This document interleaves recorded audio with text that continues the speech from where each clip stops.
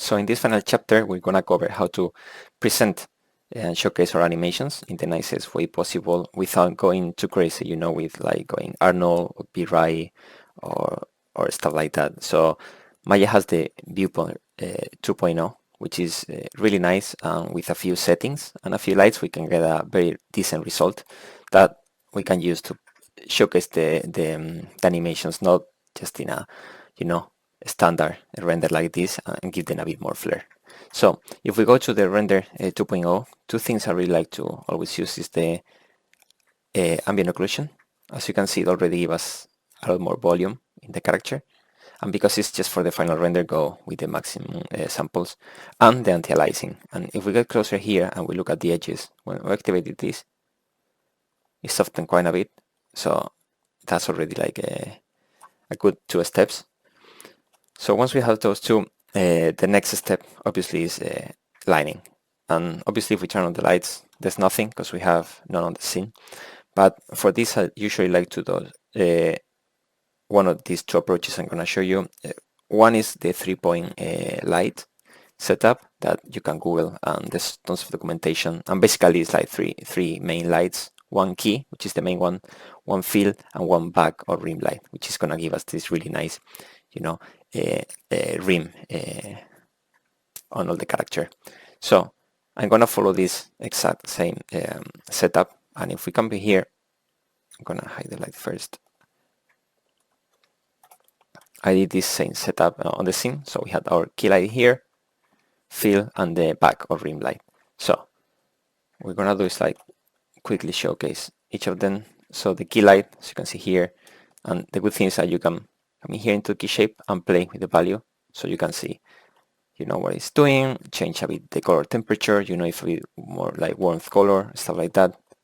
Then we add our fill light in here, you know, already feels like the character is more illuminated, and the nice rim light at the end. And you can play a bit with them. I like to use directional lights in Maya. You come here, directional light, because you just need to worry about where they are aiming for. So just with the rotation, you don't need to worry. You can place them wherever you want on the screen. So that's very nice. Yeah, this is one of the super easy setups. You know, you can as well create a nice plane. And for the plane, we can change a bit the shader. So we can make it a bit darker, so it doesn't stand out that much. You know, so this is like a quick setup that we can use for lighting, and it gives like a pretty nice results. And the other setup we can use is the using a direction light and environment skydome. That for that you come here to Arnold lights, skydome light, and what does that is, if we come in here in color, you just need to download a HDRI, and there's plenty free ones on the internet, and you use that, you know, as a to light the entire scene. And if we turn on this light, as you can see, it gives a like really nice result. And I'm gonna show you quickly the sky dome here. You see, creates like a dome. You put the HDRI, and yeah, and just with that you can rotate. You know, you can play with the exposure and stuff like that, and then you just like hide so we don't see it. Like here, lights, camera, lights off, and as you can see, it's pretty decent result. If you remove all while we activate it, you know, it's almost like night and day. So let's get this back. Ambient occlusion and anti-aliasing. You see, and just with these 3 steps, you know, the ambient occlusion, the anti-aliasing, and a basic lighting setup, we already had like a really nice presentation for our character. So once we had this, the other thing we had to do is set up a camera. So instead of using just the viewport, I like to kind of like set a new camera always and try to find a nice angle. So as this is a work cycle, skip it central, something like that. You can use this nice grid, so you can check, you know, if you are perfectly aligned, if the character is centered, and stuff like that. So you can like frame nicely your composition. And once you have this, and you have the character, one of the things I like to do, especially for cycles, is if we go here to the mesh, just this one. So if you select everything and you go edit and duplicate special, what it does is like create a duplicate of the mesh in a group, which is this one, and that group it's like an instance, so it has the same animation. So what you can do is you come in here and you can use it to create like a duplicate, and now you have two characters. So one of the options with this is like you could create one front and one side cycle, and you could put something like this. You make sure the composition is center, and there you go, something like that. Another option, for example, is like, oh, you know what, I want like 3 different options. So we go back, duplicate special, and we show maybe this one like this and this one more of the profile. So we select the camera, we center, X back to 0, and the rotation like that.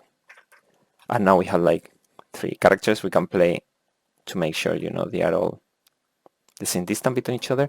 And as you can see, just with these few tips, setting the camera, like that, we can check how it's going to be the framing. The presentation looks already like night and day compared to what we had before. So this is what I like to do when it comes to especially cycle.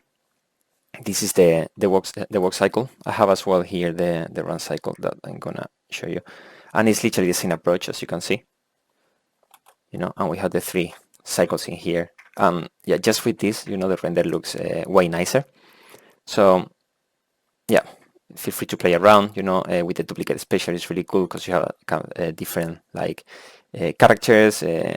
So you can showcase the side view, the front view, more 3/4, and play around with different layouts.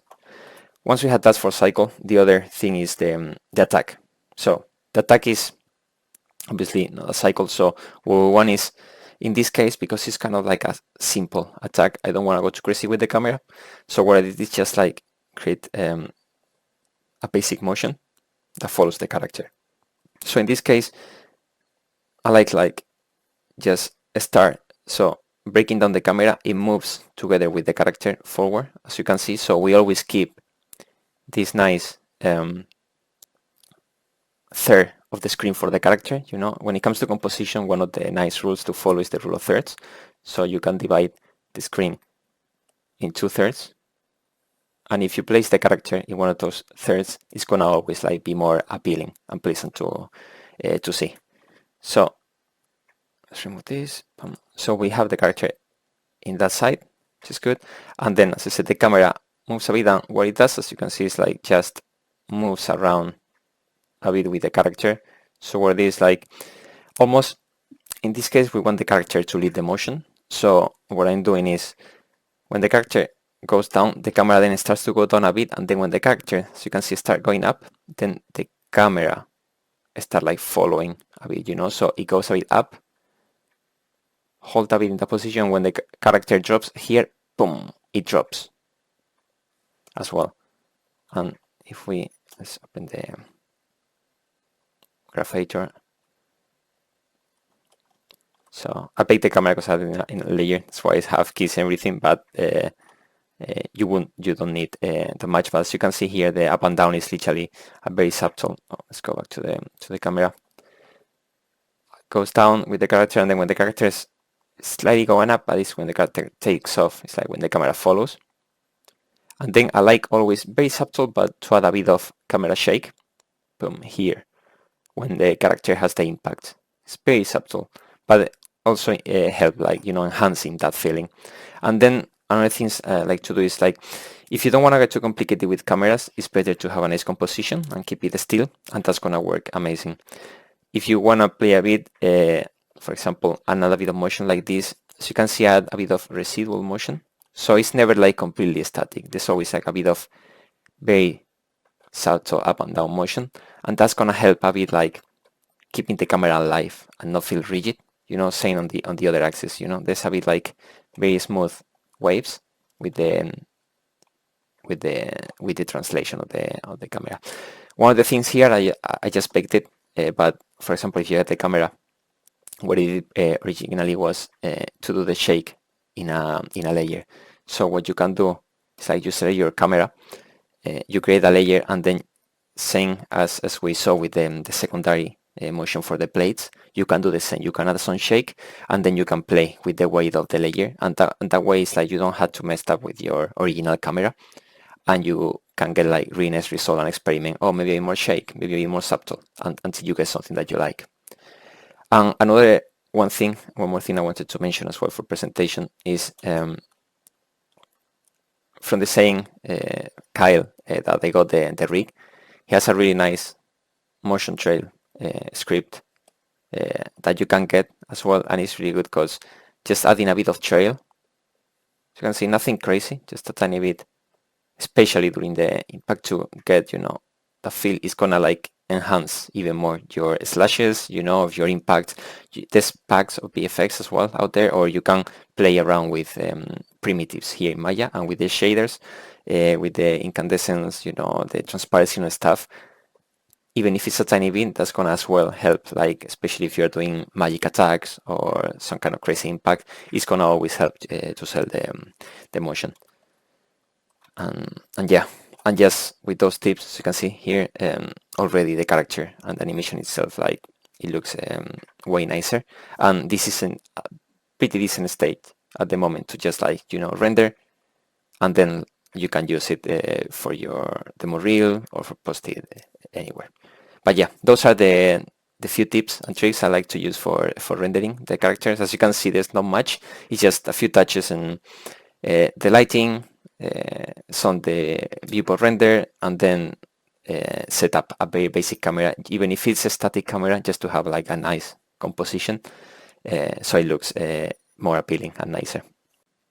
And that's it. With this, we complete the workshop, covering the gameplay animation fundamentals, with the run cycle, walk cycle, the attack, and secondary dynamics, presentation and stuff. So yeah, I hope you really enjoy this, and yeah, thank you so much. Bye bye.